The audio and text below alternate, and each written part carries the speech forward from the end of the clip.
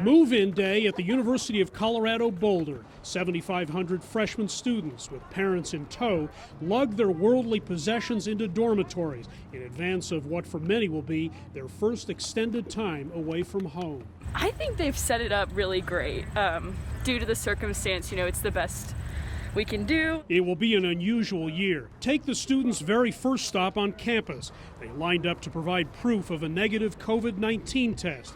Those without were directed to get one. I think it's a big overreaction for sure. I don't like it one bit. I think we're all going to be fine and that this is just craziness. To the right. But CU officials say they take the threat of coronavirus very seriously and have plotted for months how to make the fall semester both safe and productive. I can't even begin to tell you how many hours and surveys and different things that we've been working with our scientists, with our experts, our educational experts, our facilities experts, to make sure that this is going to be a safe environment for everybody. Half of the school's classes will be held online. The rest will be conducted, at least in part, in person, with fewer students than normal, all spaced apart. I thought from the beginning that they'd do a good job, but yeah, there was definitely some hesitation at first. As you might imagine, there have been tons of family discussions this summer centering around one question: is it even wise for students to be here? It's obviously a little scary and we're not exactly sure what to expect. COVID-19 outbreaks at other schools like University of North Carolina at Chapel Hill,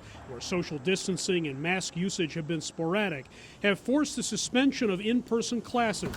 CU has also had its share of crowded gatherings. 10 students tested positive during move-in week. What do we do? Some school employees think an outbreak is inevitable here and that more testing for the virus should be done. They have refused to give any criteria for what would trigger a campus or system-wide move to remote. I think it's going to kind of explode in the next 3 or 4 months. Still, as a member of the class of 2020, Max PARRY says he wants to be here. We're kind of a special generation, having dealt with 9/11 when we were born and then all kinds of world changes after that, and now we're dealing with this, and just we have dealt with so much, and I think being part of this class is a really special thing. Go Buffs! The college experience at CU dorms, where occupancy has been reduced for safety reasons, will be different. I just like social interaction and getting together with friends, and I know a lot of that's going to be taken away this semester. But she's plunging ahead in what promises to be a unique and challenging experience on campuses,